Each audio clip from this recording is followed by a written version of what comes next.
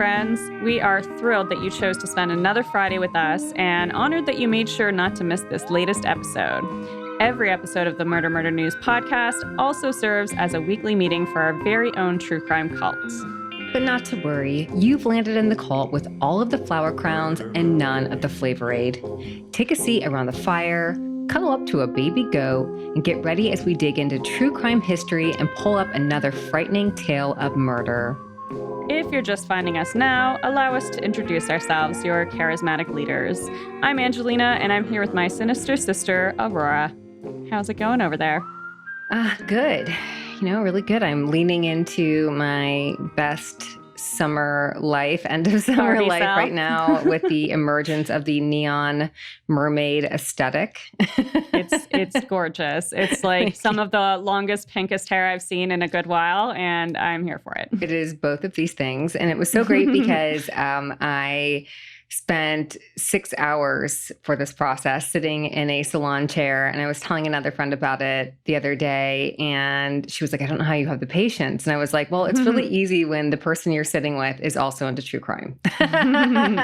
This is exactly how I feel as a hairstylist. Yeah, when I I'll get bet. someone in my chair, it's like when a new person is coming over and I'm like, oh man, I haven't met this person. What will this be like? How am I going to talk to them for 4 hours or whatever? And then when they show up and they're like, oh, I love true crime. I'm like, What a relief. I know what we're going to talk about.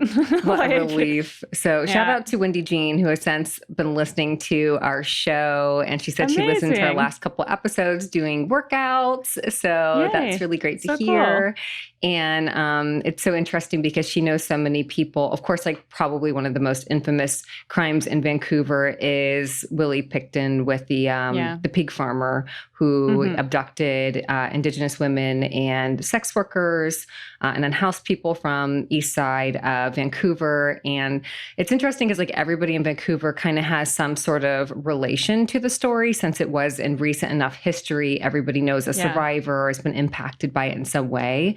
So we talked quite a bit about that. And Wendy might help us get a few guests on the show who were related to that case. So fingers crossed. Oh, that would be a fun one to dig especially deep into because you're right there and you've got like all sorts of folks on hand that I'm sure are thrilled to talk about it. So yeah, it's a real complex case and it would be a lot for us to take on. So it might be a couple-parter, especially if we that would make have sense. Guests. But yeah, we'll try to pull that together. Ooh, exciting.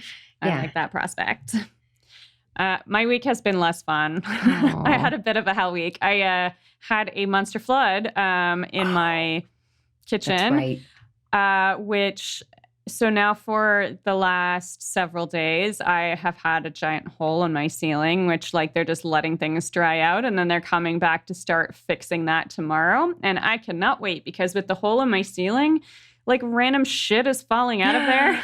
What's falling out? Oh my gosh. Are you finding creepy things in your ceiling? Creepy things, chunks of things, potential bug things, potential asbestos things, weird dirt things, like just randomly I wake up, things are on my table. It's gross. So I'm looking forward to that being over.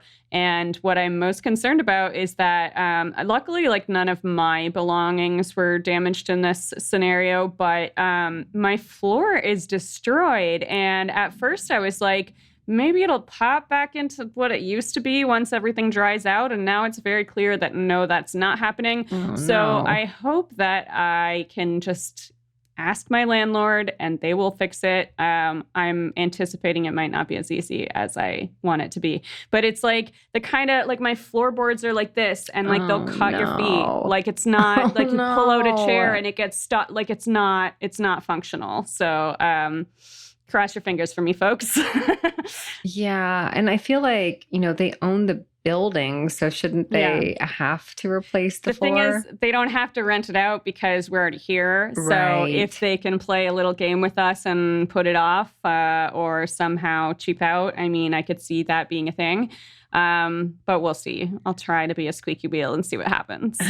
Well, good luck. I hope that you don't have to walk around cutting your feet up on your floor. I'll just wear shoes forever. Bloody I don't stumps know. for feet. I'll be dragging my bloody stump across the floor, and that's how we're going to live from now on. We don't want that for you. No, thanks. Well, we are still accepting pledges to the MMN commune. It's easier than ever to join our blossoming true crime community. Just pop over to patreon.com/murdermurdernews and sign up for a few bucks a month. Your support helps keep the true crime lights on, and to show you how much we appreciate it, we'll give you your own fancy title like Grandmaster of Goats, a shout out on the show, and you'll have exclusive access to our regular patron-only content. And as we mentioned last week, we will be appearing at the Pacific Northwest True Crime Fest in Seattle this October, which is the 8th and 9th on that weekend. And we'd love it if you could come visit us there and join the audience to watch us deliver a special live episode focusing on an event from true crime history that took place in the Pacific Northwest. We'll post a link to where you can grab your ticket in today's episode notes, as well as on our social media. So grab yours before they run out. Let's check out some of the true crime stories that have been making headlines this week. Fans of the TV series Storage Wars know the thrill of uncovering forgotten treasures left behind in abandoned storage units. Last week, a family in New Zealand rejoiced as they placed the highest bid on a locker full of old suitcases in a storage auction, until a grim discovery stifled their excitement. Buyers are forbidden from rifling through the contents of a storage locker prior to purchase, so the family waited to open the suitcases until they were delivered to their home in Clemson Park, South Auckland. The cases contained the remains of multiple dead bodies, which were carried away in a convoy of hearses after the residents called the police Thursday night. Now the hunt is on for a serial killer as forensic investigators scramble to determine how many victims were inside the suitcases. Detectives say the buyers had no involvement other than unfortunately bidding on the wrong unit, and counseling is now being offered to the shaken family. Wow. Yeah, that's a biggie, huh? It's like wow. They don't know how many bodies or for how long they've been there, or there's so little information at this point, but it sounds like they're on the tip of something big. Wow, that is so horrendous, and it really sounds like a movie plot. Like it just sounds too bizarre for real life. Yeah, I'm actually surprised I've never heard something like that before, because there is so much bidding going on with storage spaces, and you always wonder about these people who abandon their locker with God knows what inside. And obviously in this case, it was a little more deliberate. But. Yeah, and it's like I don't know how often killers actually dispose of bodies in a storage unit. I know that it's a plot you see on TV quite a bit. It seems like it doesn't really happen. Like you don't really hear real stories about that much. Wow. Yeah. Horrible. Mm-hmm. On August 6th, police responding to a 911 call discovered the lifeless body of a 29-year-old AOB cook inside her home in the 2400 block of Fremont Avenue in Forestdale, Alabama. The woman's 12-year-old son told officers an intruder had shot his mother. In a news release, the Jefferson County Sheriff's Office said there appeared to be no forced entry into the home, and a man was seen fleeing from the residence shortly before the 911 call was made. But investigators soon realized there was something off about the boy's story. Quote, the child originally fabricated a story that detectives determined was not possible, but he eventually gave a true account of what happened, Deputy Chief AG said in an updated statement. The boy accidentally discharged the weapon, striking his mother, causing her death. Evidence on the scene supports that the shooting was unintentional, and the offense will be addressed through the family court system. The family has been cooperative throughout the process, and the child will remain with them. The victim's husband, the boy's father, Dwan Cook, is an officer with the Birmingham Police Department and was working at the time the shooting occurred. We'll be right back after a quick commercial break from one of our fellow Darkcast podcasts. If you like weird and strange history, then I have the podcast for you. My name is Brenda, and I'm the host of Horrifying History. Are you into the dark side of history? Horrifying History tells you about the side of history that people don't normally talk about. We talk about the tales of haunted places, infamous true crimes, cursed items, and unsolved mysteries, and then we look into the science and documentation to see where does the truth actually lie. Want to get spooky with us? Get your Horrifying History fix by subscribing to Horrifying History, which you can find on any major podcast provider. And we're back. Before we dig in, we want to offer a quick disclaimer. Though we joke about forming a true crime cult, that is not to diminish the severity of actual cult activity And we want you to know that we take the cases we're discussing very seriously. We want to deliver each story with the utmost respect to victims and anyone involved. If you feel we've missed the mark, you don't like our tone, or if you notice we've gotten any details wrong, let us know with a quick email to murdermurdernews@gmail.com and we'll make it right. Some specific trigger warnings for this episode include medical malpractice, negligence, and graphic descriptions of violence. If any one of those are particularly sensitive subjects for you, you may want to skip this one and listen to one of our other episodes instead. Today in true crime history, 35-year-old hospital orderly Donald Harvey's trial came to a close as he confessed to murder. Akin to the crimes of the UK's David Fuller, which we discussed in episode number 42 back in December of 2021, Harvey's criminal history underlines the need to vet each and every hospital employee, regardless of their position. David Fuller abused his privileges as a hospital electrician to access the mortuary and abuse patients. Donald Harvey's career saw him working as an orderly and autopsy assistant at the Marymount Hospital in London, Kentucky, as well as the VA Medical and Drake Memorial Hospitals in Cincinnati, Ohio.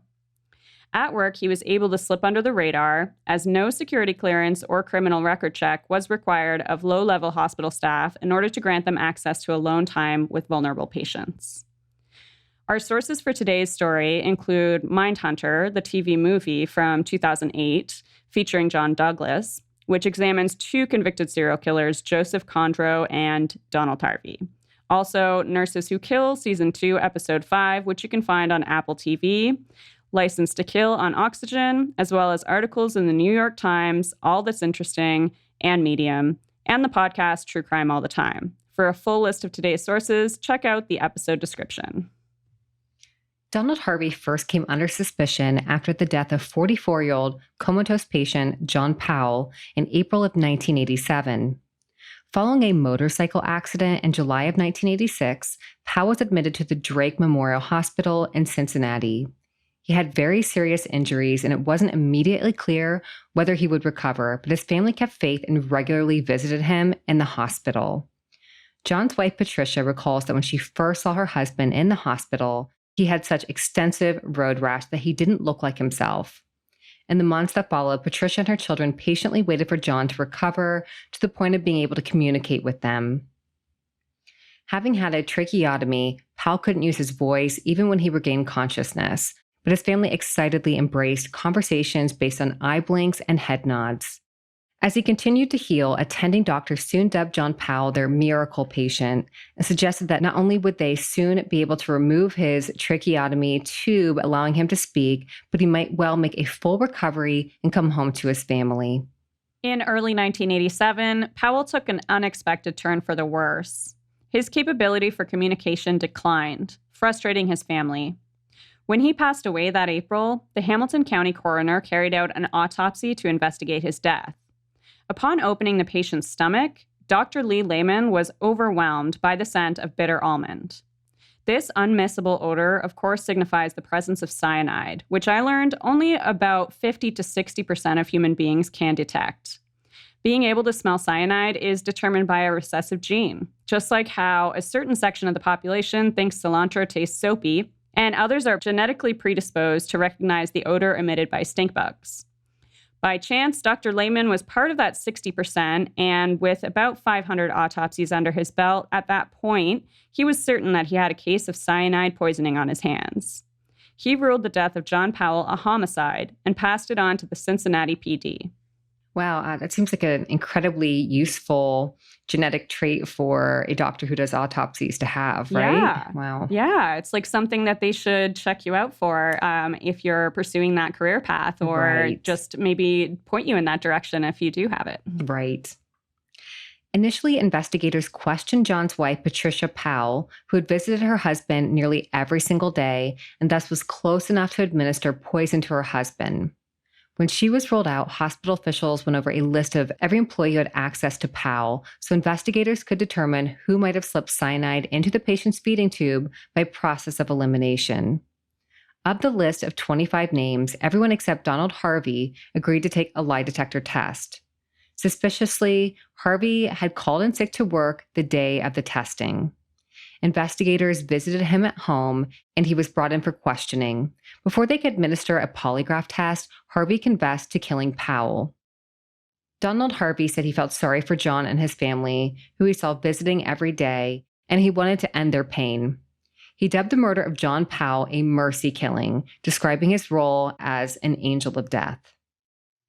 Reporting on the story of the murder of John Powell and the arrest of Donald Harvey, WCPO news anchor Pat Menarson cracked the case wide open when he speculated live on air that this wasn't Harvey's first rodeo. Menarson explained that to him, it didn't make sense when he heard about an orderly suddenly killing a patient after nearly 2 decades of working in hospitals. He must have killed before. Seeing that broadcast, Harvey's court-appointed attorney, Bill Whalen, knew what was coming and called for a meeting with his client. Quote, "If I'm going to represent you, you have to be honest with me," Whalen said. "Have you killed more than one person?" Donald Harvey nodded his head. Meanwhile, letters and phone calls from hospital staff started pouring in, alerting Menarson to their suspicions of Donald Harvey's involvement in other deaths at the hospital. Most of the nurses and hospital personnel wanted to remain anonymous, several claiming that when they tried to file reports against their coworker, they were told by their supervisors to keep quiet. One nurse said she even tried to report her suspicion of mercy killings to the police months before Harvey was arrested. Lawrence Whalen, the Cincinnati police chief at the time, said there was no record of suspicions at the Drake Hospital. Questions about an unusually high number of deaths in Harvey's ward were shot down by the coroner. Nobody wanted to believe it, but Pat Menarson was determined to expose the ugly truth of Harvey's murderous past. Attorney Bill Whalen worked quickly. Whalen actually had more experience working as a prosecutor, and he knew what he would do next if he was trying to prosecute his client. In Ohio, when a defendant is on trial accused of more than one murder, the death penalty is recommended. In this case, the death penalty wasn't even on the table yet. Pat Menarson was doing a lot of talking, but hospital officials and legal professionals agreed that WCPO was going to be in trouble because they didn't have the proof to back up those accusations. Bill Whalen immediately arranged for a plea bargain in which Donald Harvey would confess to all of his crimes.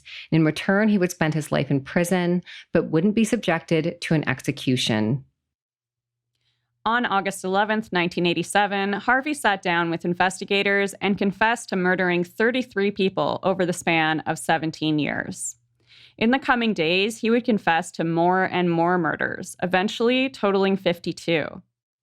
At this point, investigators called Harvey's sanity into question, figuring that if they were going to take his confessions seriously, they had to know that he had a grip on reality.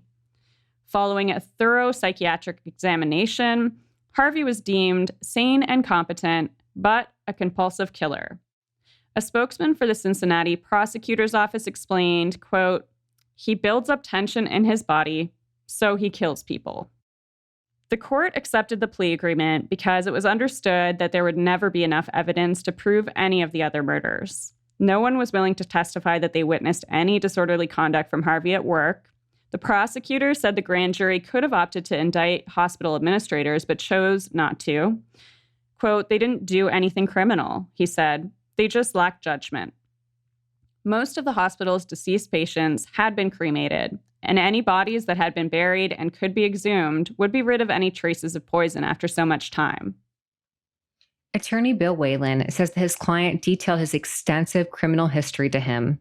Harvey seemed unsure exactly how many people he had murdered. He claimed he could only provide a rough estimate. Not understanding how a person could forget committing murder, Whalen pressed, "Give me a figure that you know your count could not possibly go beyond." Donald deliberated for some time. 70, he finally replied. Wikipedia now claims Harvey's count might be closer to 87 murders. And as is not unusual for serial killers, his criminal history is not limited to murder. We'll get into some of his other crimes later on. For now, let's focus on murder. We couldn't tell you exactly how many people Donald Harvey murdered in reality, but we could go over the murders he was ultimately convicted of and the deaths he was suspected to have a hand in. Throughout the trial, this murderer insisted that he was an angel of death and that he killed only to relieve the patient's pain. The New York Times quoted Harvey as saying, "I felt what I was doing was right. I was putting people out of their misery. I hope if I'm ever sick and full of tubes or on a respirator, someone will come and end it.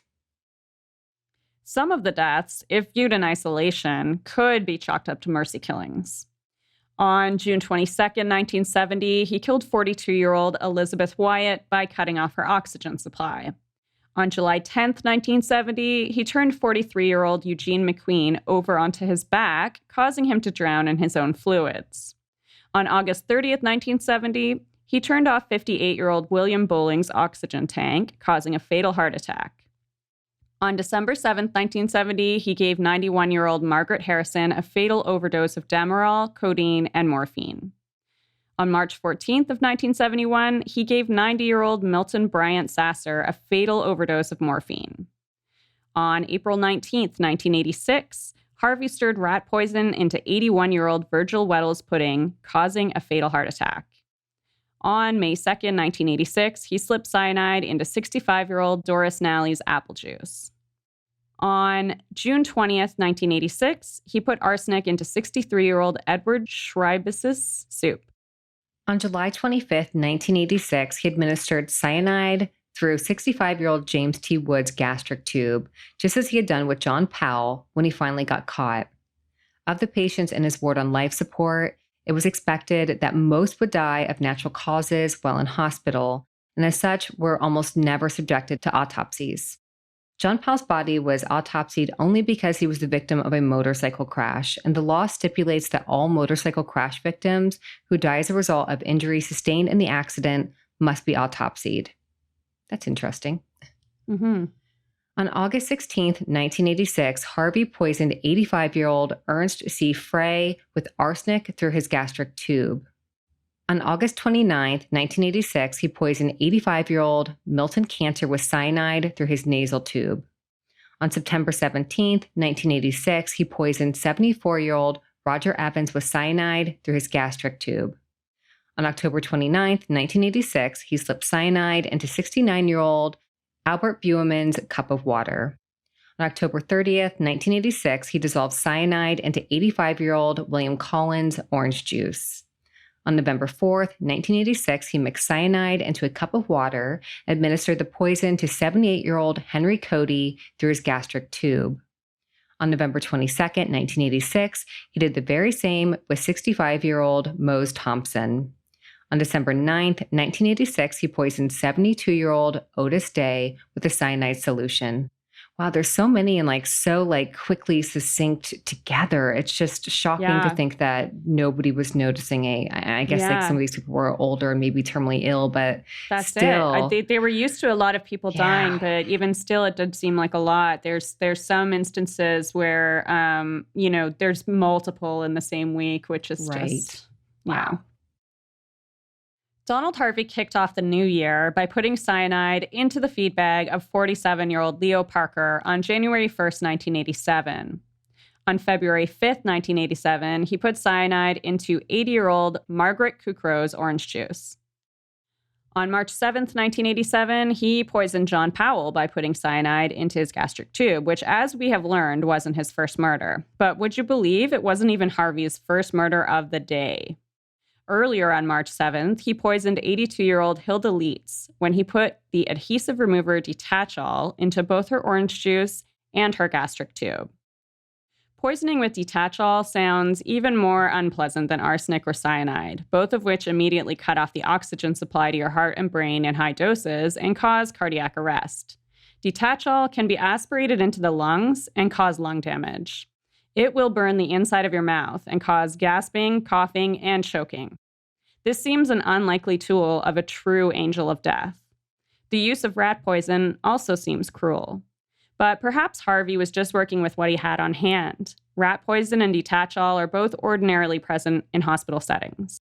Rat poison, of course, for pest control, and Detachol is commonly used to remove adhesive applied to colostomy bags. Arsenic and cyanide are not ordinarily present in clinical settings, but both would have been found in a hospital's basement back in the 80s. Harvey must have stocked up, because high quantities of both cyanide and arsenic were found during a search of Harvey's home, among plenty of other incriminating evidence. Aside from the very direct rat poisoning and the pudding route of Virgil Weddle's murder, Donald Harvey also repeatedly administered rat poisoning to a patient named Lawrence Bernsden over the course of a few days until he ultimately succumbed to the poison on April 26, 1986. On June 29, 1986, he poisoned 80-year-old Robert Crockett when he put cyanide into his IV. Determined to kill 61-year-old Donald Blarney in one swoop, he administered cyanide 2 ways, through a feeding tube and via an injection in his buttocks. Blarney died July 7, 1986. On September 20th, 1986, Harvey took a similar approach to killing Claiborne Kendrick when he put cyanide into his feeding tube and then injected it into his testes. On December 10th, 1986, he poisoned 67-year-old Cleo Fish with cyanide in her cranberry juice. He also removed a lock of her hair after her death and burned it in what was presumably some kind of occult ritual. We'll come back to Harvey's interest in the occult later. In February of 1987, he put cyanide in 76-year-old Stella Lemon's orange juice, and she died several weeks later. He poisoned 68-year-old Joseph Pike with Ditachol on March 6, 1987. As we dig into the various methods that Donald Harvey employed as he murdered his victims, it becomes ever clearer that he was no angel and there was nothing merciful about his killings. Because he was so prolific and because most of his kills went unnoticed until years after the fact, there isn't much info readily available about the lives of his victims or what kinds of illnesses and injury they had suffered to require a hospital stay. But the manner of some of his earlier murders revealed he showed no mercy from the start. The first confirmed victims of Donald Harvey, for which he was eventually convicted, were murdered on May 31st, 1970. Donald was 18 years old at the time, and he had just started his first ever job in a hospital. He smothered 88-year-old Logan Evans, but rather than just use a pillow, which would leave marks on the victim's face, he put a plastic bag between Evans' face and the pillow. He considered this to be a more effective and less detectable method of suffocation. Some later incidences of suffocation involving a pillow and or plastic bag include Maggie Rollins on January 15th, 1971, 65-year-old Nathani J. Watson, who was smothered with a wet plastic garbage bag liner on April 8th, 1986, after several unsuccessful attempts, and 64-year-old Leon Nelson, who was smothered with a wet plastic garbage bag liner on April 12, 1986. Harvey says he killed Logan Evans after he came in to change the man's bedpan, and the man smeared feces on Harvey's face. He murdered him in an act of vengeance, and Harvey thinks the hospital supervisor should have anticipated that and should never have sent him back to care for the same man again after the original incident. Afterwards, Harvey took a shower and then bathed Evans' body post-mortem, after notifying his supervisor that the patient was not looking so good. This act of washing a dead body became a bit of a joke around the hospital, with colleagues teasing Harvey about it because no one had any idea that a murder had transpired. That same day, Harvey accidentally killed 69-year-old James Tyree when he gave him the wrong size catheter. Because men and women typically have different sized urethras, catheters come in 2 sizes, the smaller size usually designated for men and the larger size for women. James Tyree was a man who received the larger size catheter by mistake, which caused him to vomit blood and die. The death of James Tyree sounds more like manslaughter or negligence than murder, but Harvey still got a kick out of it, and he recalled holding him down and watching him die. Allegedly, he also carried a stethoscope, which he would use to listen to his victims' last heartbeats, which sounds like something out of a horror movie. It begs the question, though, why was an unqualified new employee assigned to put catheters in place?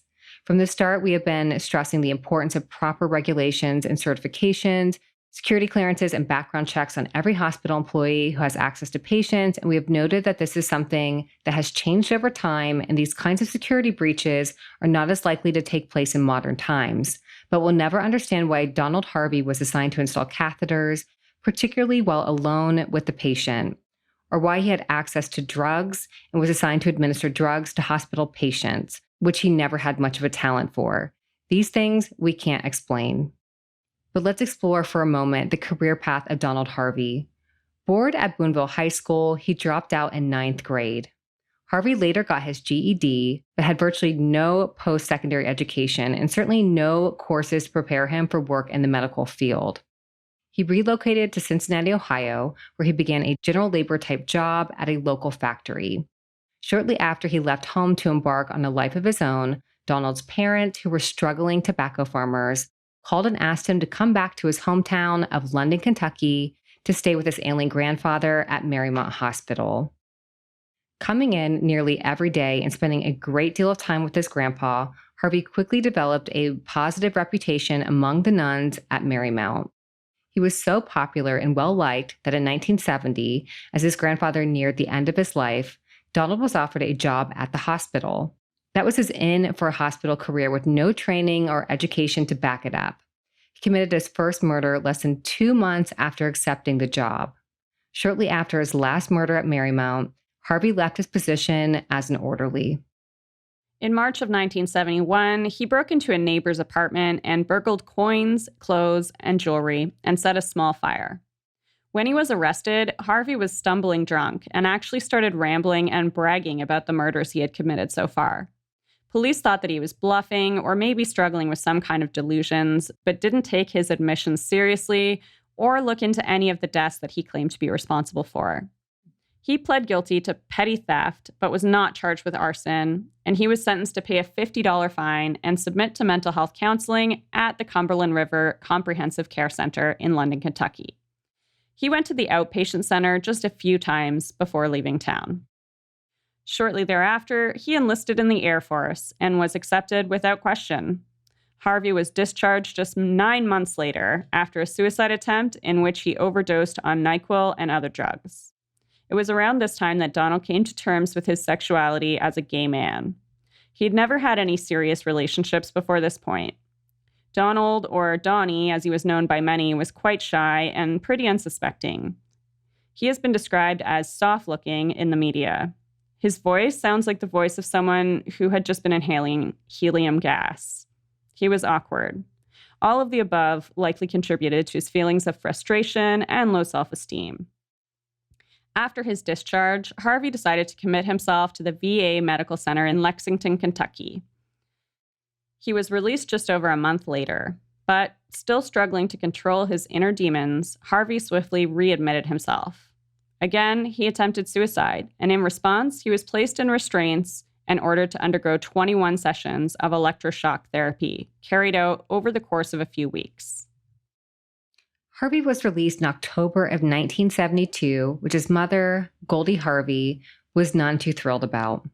Much later, at his murder trial, Goldie would blame the hospital for releasing her son despite the fact that he showed no signs of improvement. Somehow, a few months later, Harvey found himself working as a nurse's aide at Cardinal Hill Hospital in Lexington, Kentucky. By summer of '73, he had taken a second job at Good Sam Hospital, also in Lexington.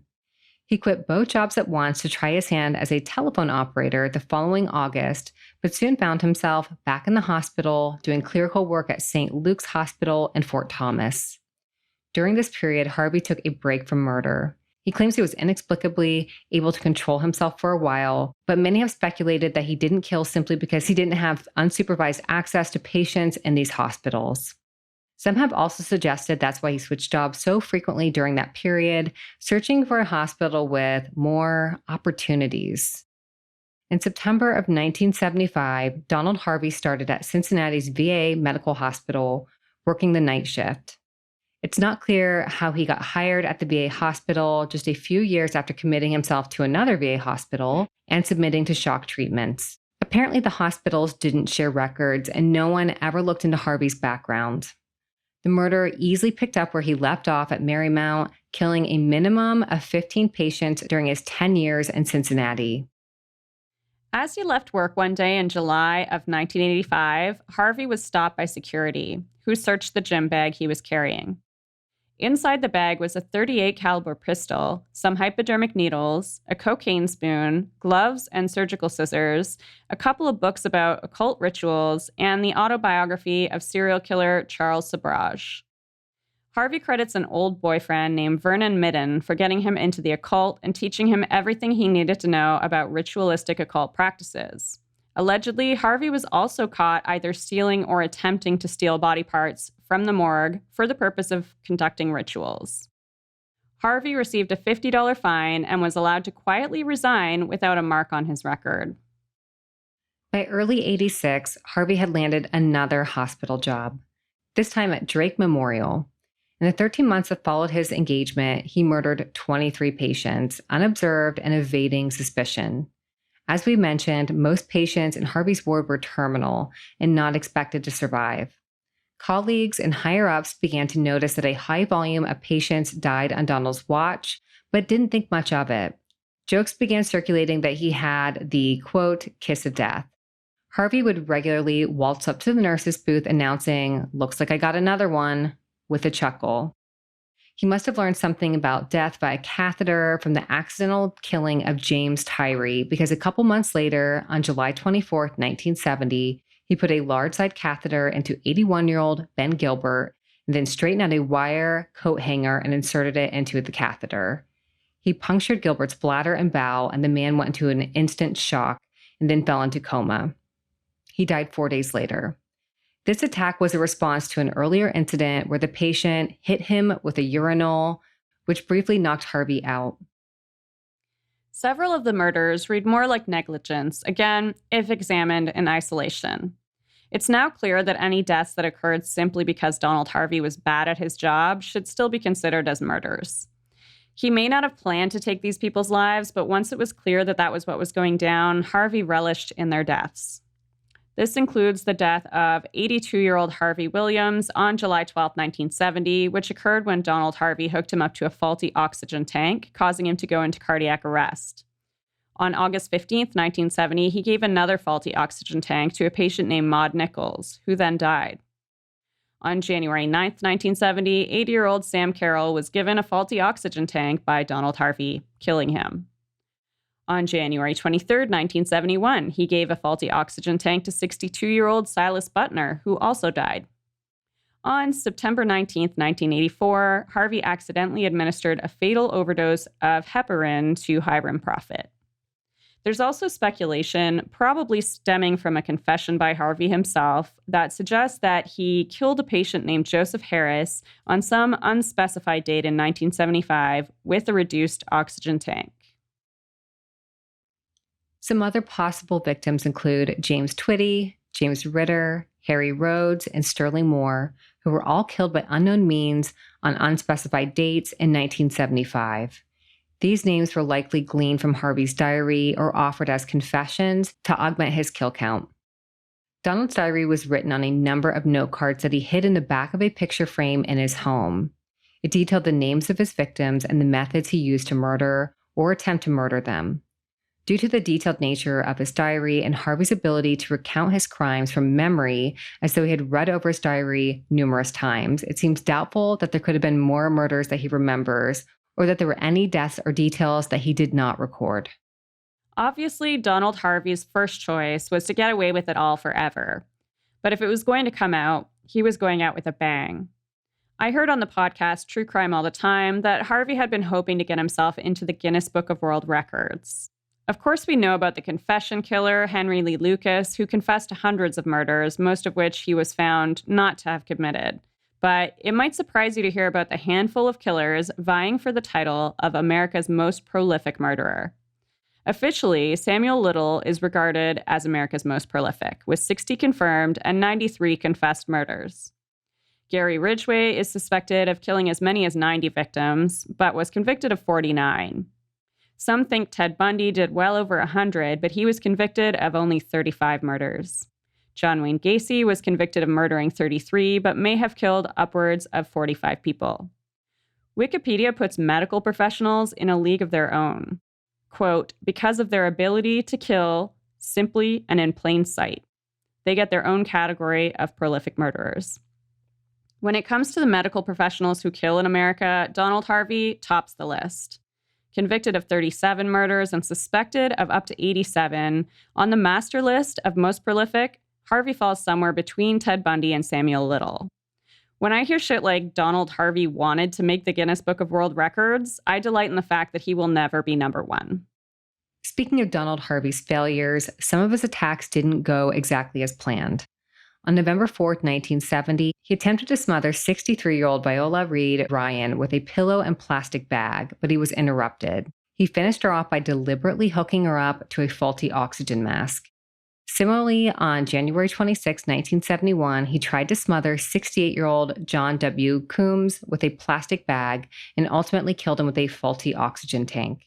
Between May and June 1976, he attempted several times to poison Willie Johnson with arsenic, but was never successful. In December of 1986, Harvey tried to poison two patients named Harold White and John Oldendick with arsenic, but both survived. This concludes the list of victims by Donald Harvey in hospitals where he worked. His complete list of victims is longer still. In 1980, he attempted to murder his lover, Doug Hill, with arsenic. He also repeatedly poisoned his longtime boyfriend, Carl Holler, with arsenic, but he survived. True Crime All the Time described a rocky relationship in which Carl was frequently unfaithful. He got into the habit of going to a park to get busy with random men on Mondays, so Donald developed the routine of poisoning his dessert on Sundays to stop his partner from cheating. Diane was a close friend of Carl's, and Donald perceived her as being on his side. So he gave her hepatitis using bad blood he stole from the hospital. He also tried unsuccessfully to give her AIDS, and he poisoned her with acrylic acid. She survived. On April 10th, 1983, Donald's 63-year-old neighbor, Helen Metzger, had just had a tracheotomy when he gave her arsenic, causing paralysis and hemorrhaging. He murdered her over a minor argument. Harvey also attempted to poison Helen's whole family, but they survived. Later, he poisoned Carl's 82-year-old father, Henry Howler, with arsenic. The poisoning caused a stroke and kidney failure. Henry died on May 1st, 1983. That same year, Carl's brother-in-law, Howard Vedder, came over. Harvey accidentally fatally poisoned the man when he mistakenly offered a drink of toxic wood alcohol when he meant to give him a regular drink. On November 9th, 1984, Harvey poisoned an ex-boyfriend named James Peluso with arsenic, causing cardiac problems. On March 25th, 1985, Edward Wilson, a neighbor who had tried to protect Carl, died 5 days after Donald poisoned him with arsenic. In Ohio in August of 1987, Donald Harvey pled guilty to 24 counts of first-degree murder and was sentenced to 3 concurrent terms of life in prison. That November in Kentucky, he pled guilty to 9 additional counts of murder for the patients he killed at Marymount Hospital in the 70s. He was sentenced to life plus 20 years to run concurrently with his sentence in Ohio. Ultimately, Donald Harvey pled guilty to 37 murders and was incarcerated in the Ohio prison system on October 26, 1987. If not for the news anchor and citizen detective Pat Minarson's expose, Harvey may have only ever been charged with the death of John Powell and may still be seen by many as a mercy killer. Now regarded as one of the most prolific serial killers in American history, the life story of Donald Harvey has lent a lot to the development of criminal profiling. Harvey had a very classic example of the trifecta. When he was a baby, Donald's father fell asleep while holding him and accidentally dropped him on his head. It didn't seem like he suffered any particularly severe injuries at the time, but allegedly baby Donald's soft spot never healed over. A head injury is one classic component that makes up a violent killer. Another component is a history of abuse, particularly in childhood. Donald Harvey experienced extensive sexual abuse at the hands of both his uncle and a neighbor of the Harvey family. The neighbor allegedly paid Donald for sexual encounters that began when the child was just 4 years old. As an adult, Harvey was once raped by a roommate. The third component of the trifecta is mental illness. Harvey struggled with lifelong, serious depression, as is evident from his multiple suicide attempts, the times he committed himself to a hospital, and the counseling recommended by the courts after he was caught engaging in criminal activity. Harvey also struggled with some pretty debilitating anxiety, which plagued him since childhood. Rejected by kids at the school playground, young Donald preferred the company of adults. He was well-liked by teachers, but always isolated from fellow students. He clearly wasn't able to express himself in healthy ways and wasn't able to verbally explain to friends and loved ones when he was hurt or felt he had been wronged. Instead, he skipped straight to poisoning people to death and infecting them with serious illness or inflicting serious injury when he felt slighted. Using poison and murder to solve personal or romantic issues and to win arguments completely does away with the whole angel of death theory. It's clear that if Harvey ever did any mercy killings, they were in the minority in his murderous history.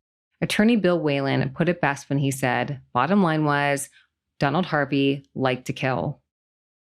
When Donald turned 18, he had about had it with being controlled by other people in his life.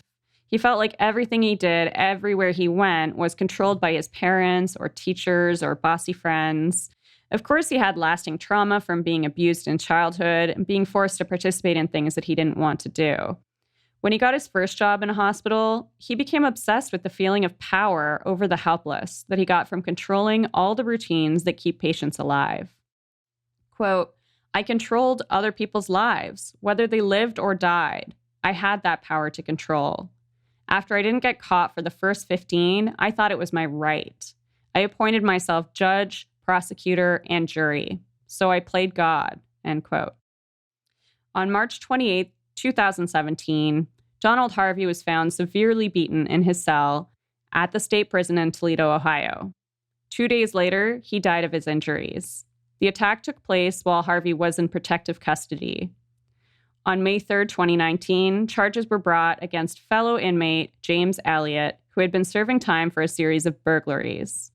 The man sent letters to the Blade newspaper explaining that he too grew up in Kentucky and knew relatives of several of Harvey's victims. Elliott pled guilty that September and was sentenced to 25 years to life, which will run concurrently with his other sentences. He'll be eligible for parole in 2046 when he's 71 years old. Ooh, no thanks. Yeah, that's a big, really gross one. Yeah. Wow.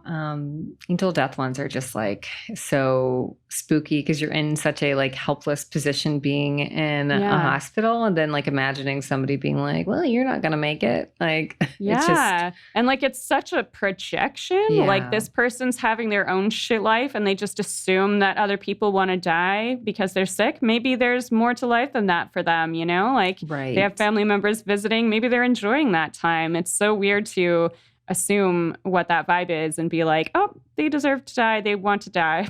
But, you know, that was a cop-out for the most part anyways, because he's obviously killing people left, right, and center. Right. And he's just like violently responding to disagreements and frustrations with murder.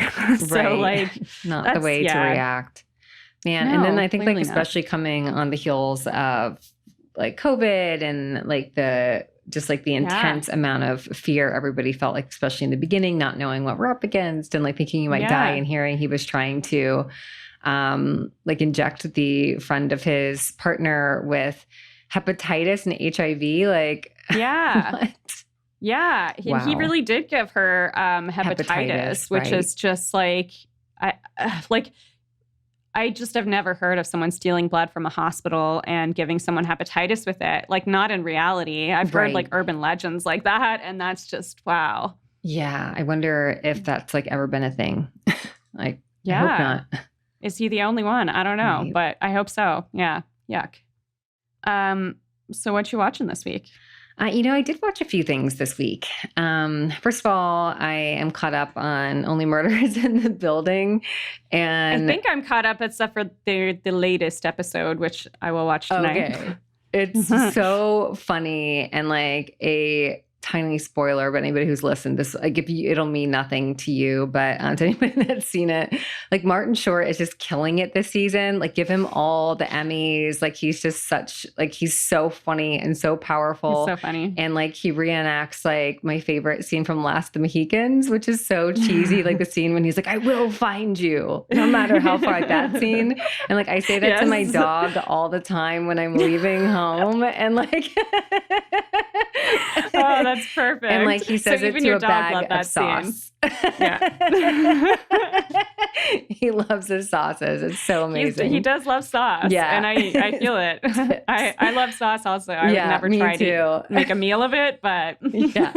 I feel like give me like some bread or veggies, and like I can definitely eat like dips and sauces as like a primary source in my meal, as long as there's a little carb to absorb it. What's the difference between soup and dip, right? Yeah, true. I guess in some like. Yeah, so that's really good. I don't want the season to ever end. It's just so good. No, and it's really funny. I also watched Nope, finally. Oh, was it good? It's really good. Oh, yeah? It's very good. I went to like a VIP theater to see it last night. And like, you know how much I love a VIP theater and like a dinner and a movie. And I didn't actually have wine yesterday, but like I love going and like having a glass of wine in an air-conditioned dark place and watching a movie in French fries. Yes. And, French fries. It's great. I had a salad, which was really boring, but the movie was great.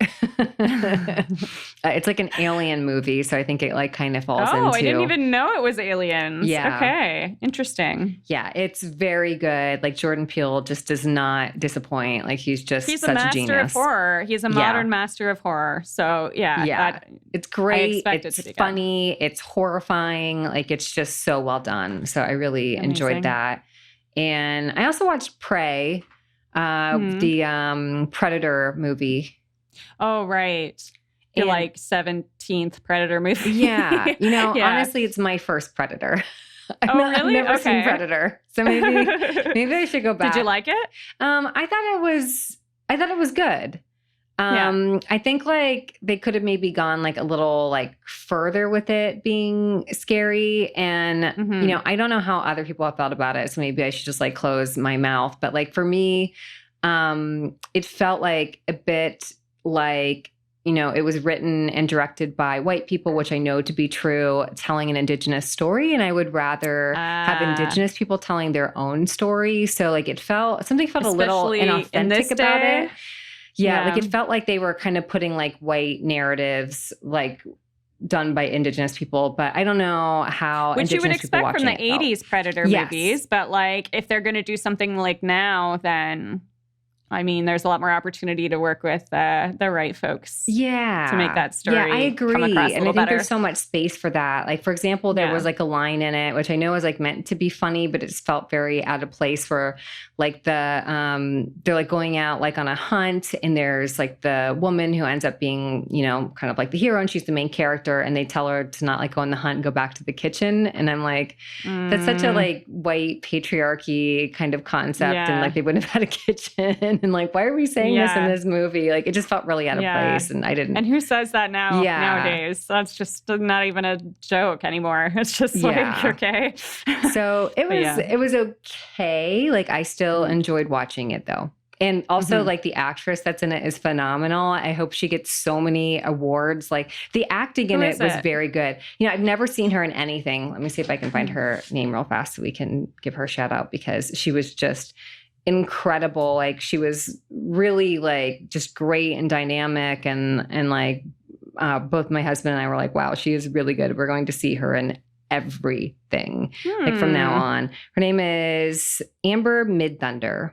And I don't know if let's see if she's ever been in anything else. Oh, she's a Taurus. That's cute. Roswell. It looks like it's I don't know where this TV show is. Yeah, on CW. Yeah, that's an old show. Yeah. She's in that, and that started in 2019. I would love to watch that. I love CW shows. Wait, Roswell started in 2019? This is a CW show. Yeah, I think it was another CW show, wasn't it? That was Roswell, the other one, or no? Was that something else? I don't know. According to IMDb, this is 2019 to 2022 is whatever iteration of this is.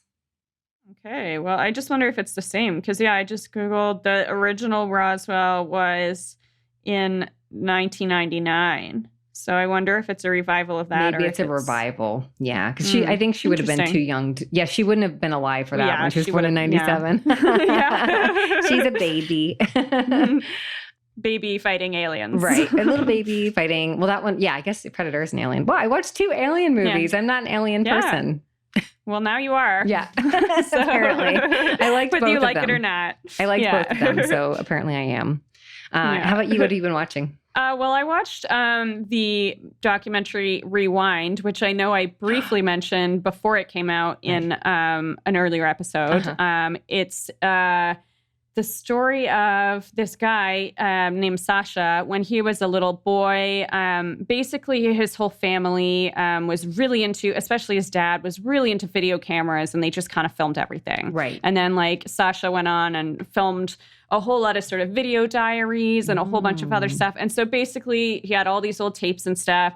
He became an adult, and he was saying to himself, you know, like, I'm missing time. Like, I know some weird shit happened in my life as a kid, but like, I don't really remember exactly how that panned out or what all was involved. And like, I'm thinking that I can jog my memory by going over these videos and maybe then cross-check it with like my parents and whatever.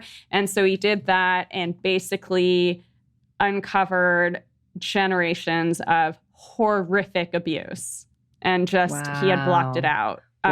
He went to trial and everything and rehashed everything. And in his video diaries, he was explaining how he was feeling about it and then like blocked it out. Oh my gosh. And basically his parents were talking about how when they kind of had an idea that something was happening to him, but they didn't know what, they were talking about basically how children react to this kind of thing. And they were like, children, like, they don't use their words. They don't know how to communicate in that way as to describe a story to you about what's been going on to them. They don't even know what half of this stuff is about. So it's really hard for them to articulate it. And then often they're told, you know, don't tell anyone or I'll kill you. So then they are afraid of talking to people. So how they bring it up is by acting out, right? And so they're showing all of these videos of little Sasha having kind of temper tantrums or sort of acting like a jerk to his little sister and stuff. And you can see basically the pain in all of that they're replaying. And just you can see that he's like tortured inside and that he just doesn't know how to get that out there. And it's wild to watch him confront that as an adult too. Very super good. That sounds amazing. But devastating. Like it's going to be a sad watch for anyone. So what's that? What are you streaming it on? I think it was Amazon. Yeah, Amazon. Well, good. I have that. I'm going to check that out. That sounds amazing. Yeah, it's really good. And then non-crime related, I have been watching the new series also on Prime, A League of Their Own. Have you heard about this? I've heard about it, and I love, what's her name, Abby from Broad City so much. Like, you have to, it's so good. Like Louis and I started it last night and we watched, I don't know how many episodes. Like it just, like we could not stop. It's so good. And I love so many of those people in the show. Like the girl that is from The Good Place. Yeah. What's her name? I don't know her name, but she's, is it not Jan? What's her name on Good Place? She's the Janet. robot chick. Janet. That pulls up all the, Janet? Yeah. Yeah, Janice? I think it's Janet. Yeah. And then, her name's Darcy Carden. So she's super good. Yeah, she's great. All-star cast, in my opinion. Very cute. I love it. Awesome. I will definitely be watching that because I finally finished my palate cleanser, Southern Charm. I'm like all cut up and out of episodes. So, oh, yeah. This will be a good palate cleanser. Yes. There's that. There's also the new season of Lock and Key is out. Oh, yeah. For kind I of like a little that too. spookier like element. And then Never Have I Ever, which is probably one of my most favorite like fictional TV shows in recent years. Like Mindy Kaling's just such a genius. Yeah. So I'm really excited to watch that this weekend too. Yeah. I'm glad like a whole bunch of stuff is coming out right now, it seems, which is great because we've just kind of got to the end of a bunch of stuff. So yes. And now, you know, we're sitting here being like, oh, I never want this season of Only Murders in the Building to end, but it's going to end pretty soon. So I guess luckily we've got other things to switch to, but like just keep them coming. Yes. Well, I guess that's enough murder for 1 week. If you need more, make sure to bookmark MurderMurder.news to stay up to date with the latest breaking true crime news stories all week, every week. Murder News. And please also follow us on Instagram at MurderMurder News, on Twitter at Murder News, on TikTok at MurderMurder News, and on Facebook, you can find our page by searching for MurderMurder News. And while you're there, you can also join our Facebook group, which will also pop up when you search for MurderMurder News. Group members can look under the Events tab to find all the info you need to know about any upcoming events, including our monthly book club meetings. This month, we're reading The Murder Rule by Dervla McTiernan, which is excellent so far. Get reading, and you can join us on Zoom Sunday, August 28th to discuss the book. If you like what you've been hearing each week on the podcast, let us know by leaving us a 5-star review on Apple Podcasts, and make sure to subscribe to the show on your preferred podcast platform so you never miss an episode. Have a great week. Bye, friends. Bye.